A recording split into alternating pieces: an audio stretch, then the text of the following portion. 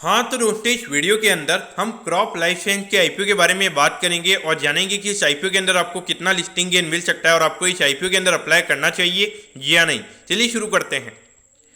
तो देखिए, सबसे पहले हम ये जानेंगे कि ये कंपनी क्या काम करती है। तो देखिए, 2006 में ये कंपनी स्टार्ट हुई है, यानी कि लगभग 16 से 17 साल ये कंपनी को स्टार्ट हुए हो चुके हैं। तो देखिए, जो कंपनी है ये कंपनी एग्रोकेमिकल्स वगैरह बनाने का ये कंपनी काम करती है। जैसे कि अगर आप देखोगे, जो इंसेक्टिसाइड, फंगिसाइड्स और हर्बिसाइड्स वगैरह होते हैं वो ये कंपनी बनाने का काम करती है। उसके अलावा अगर हम यहाँ पे कंपनी की मैन्युफैक्चरिंग फैसिलिटी की अगर हम बात करेंगे तो अंकलेश्वर गुजरात के नाम यहाँ पे कंपनी की जो मैन्युफैक्चरिंग फैसिलिटी है वो हमें यहाँ पे नजर आती है। अगर हम ये कंपनी के एक्सपोर्ट की अगर हम बात करेंगे तो देखिए, इंडोनेशिया हो गया, बांग्लादेश हो गया, इजिप्ट, म्यांमार, वियतनाम हो गया, फिर सूडान जैसी ये कंट्रीज के अंदर ये कंपनी हमें एग्रोकेमिकल्स को एक्सपोर्ट करती हुई ये कंपनी हमें नजर आती है।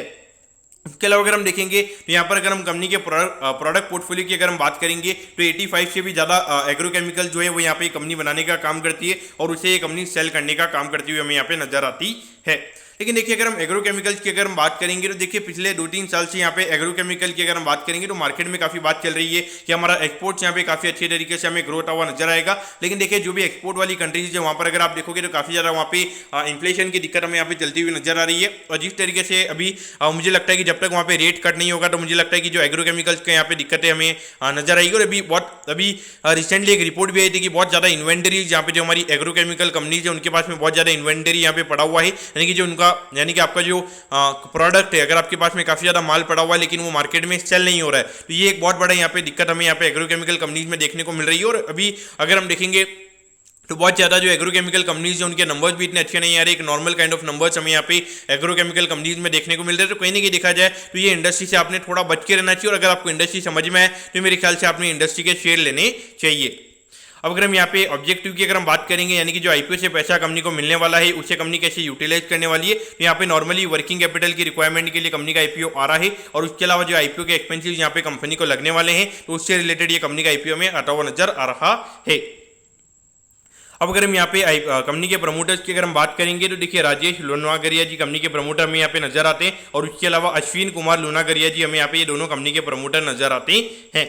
अब अगर हम यहाँ पे रेवेन्यू की अगर हम बात करेंगे तो देखिए, यहाँ पे एक्चुअली में मेरा टीम मेंबर 2023 के नंबर डालना यहाँ पे भूल गया, लेकिन उससे पहले के नंबर की अगर हम बात करेंगे तो यहाँ पे 135 करोड़ का रेवेन्यू हमें यहाँ पे 102 करोड़ के लगभग होता हुआ नजर आया था। तो देखा जाए तो कहीं ना कहीं यहाँ पे इस लेवल से ज़्यादा कंपनी की ग्रोथ नहीं हो पा रही है। और उसके अलावा अगर आप देखोगे तो 3 करोड़ के लगभग यहाँ पे कंपनी की प्रॉफिटेबिलिटी थी और यहाँ पर अगर हम देखेंगे 2.8 करोड़ के लगभग है। और इस साल के नंबर की अगर मैं बात करूँगा लगभग 4 से 4.5 करोड़ के लगभग के नंबर का प्रॉफिट का नंबर हमें यहाँ पे नजर आता है और लगभग 100 करोड़ से ऊपर के कंपनी के रेवेन्यू के नंबर थे। यहाँ पर अगर आप देखोगे हार्डली 3 या 4% के लगभग नेट प्रॉफिट का मार्जिन हमें यहाँ पे कंपनी का नजर आता है। यानी कि अगर थोड़ा सा ही कंपनी के रेवेन्यू के नंबर्स अगर हमें यहाँ पे कम होते हुए नजर आएंगे, सीधा ये कंपनी हमें लॉस में जाती हुई नजर आएगी। यानी कि ये प्रॉफिटेबिलिटी के बेसिस पे कंपनी का वैल्यूएशन निकालना मेरे ख्याल से काफी ज्यादा गलत यहाँ पे हो सकता है।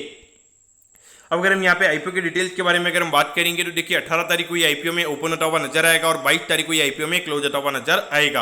यहाँ पे 52 रुपीज पर शेयर पे कंपनी शेयर दे रही है। 2000 शेयर का हमें यहाँ पे लॉट नजर आता है, यानी कि एक लॉट को अप्लाई करने के लिए यहाँ पे 1,04,000 रुपये आपको यहाँ पे लगने वाली है। अगर मैं इशू साइज की अगर मैं बात करूंगा तो यहाँ पे 26 करोड़ 73 लाख रुपीज के लगभग का हमें यहाँ पे आईपीओ नजर आता है और जिसमें से लगभग आई थिंक 12 करोड़ के लगभग का हमें यहाँ पे रिटेल कोटा नजर आता है और लगभग 1100 से 1200 लॉट हमें यहाँ पे रिटेल कोटा के अंदर हमें यहाँ पे कंपनी के नजर आते हैं। और ये जो कंपनी है, कंपनी हमें एनएससी के एसएमई प्लेटफॉर्म पे ये कंपनी हमें लिस्ट होती हुई नजर आएगी। अब अगर हम टाइम टेबल के बारे में अगर हम बात करेंगे तो देखिए, 25 तारीख को आपको पता चल जाएगा कि आपको अलॉटमेंट मिला है या नहीं। अलॉटमेंट नहीं मिलता, 28 तारीख को रिफंड मिल जाएगा, 29 तारीख को आपके डिमेट अकाउंट में शेयर आ जाएंगे और 30 तारीख को ये कंपनी हमें लिस्ट होती हुई नजर आएगी। यानी कि जब आईपीओ क्लोज हो रहा है उसके लगभग एक हफ्ते बाद में ये कंपनी हमें लिस्ट होती हुई नजर आएगी।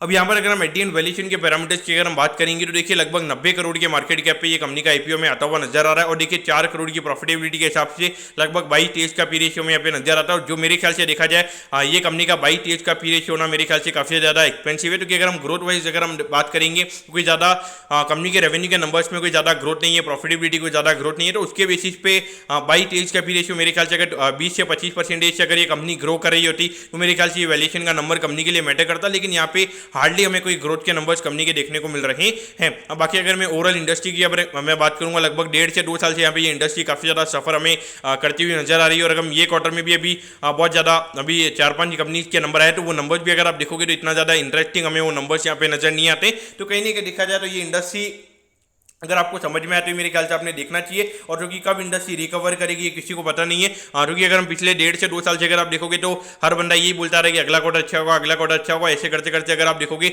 लगभग 6 से 7 क्वार्टर यहाँ पे लगातार अंडर परफॉर्मिंग हमें यहाँ पे ये इंडस्ट्री करती हुई नजर आई है। तो उसी पॉइंट से आपने ये देखना चाहिए। मेरे ख्याल से तो ये कंपनी में कुछ ज़्यादा इंटरेस्टिंग मुझे यहाँ पे नजर नहीं आया। मेरा तो पर्सनली ये हुई कि यहाँ पे ये जो तीनों एसएमई आईपीओ हमें यहाँ पे ये जो अगले हफ्ते ओपन होते हुए नजर आ रहे हैं, ये तीनों एसएमई आईपीओ मेरे ख्याल से अवॉइड करने यहाँ पे सबसे बढ़िया रहेगा। क्योंकि तीनों कंपनीज अगर आप देखोगे तो कुछ मजा नहीं है। एक शूरा डिजाइन करके जो कंपनी है वो थोड़ा अच्छी है, लेकिन देखिए 2 करोड़ का इश्यू है। वहाँ पे जिस तरीके से अभी यूफोरिया मार्केट में चल रहा है तो आराम से अगर 150-200 करोड़ की डिमांड आ जाएगी तो 150 से 200 टाइम्स को आईपीओ में सब्सक्राइब होता हुआ नजर आएगा। इसीलिए मेरे यहाँ पे तीनों एसएमई आईपीओ के यहाँ पे अवॉइड करने वाला। अगर इसके अलावा अगर कोई अच्छा एसएमई आईपीओ अगर आता है तो मैं उसके अंदर यहाँ पे अप्लाई करने का सोचूंगा। तो दोस्तों मैं बताऊँ कि क्रॉप लाइफ साइंस के आईपीओ के बारे में आपको सब कुछ समझ में आ गया होगा। अगर आपकी कोई भी क्वेरीज है आप कमेंट कीजिए, मैं जरूर आपके कमेंट पर रिप्लाई करूंगा।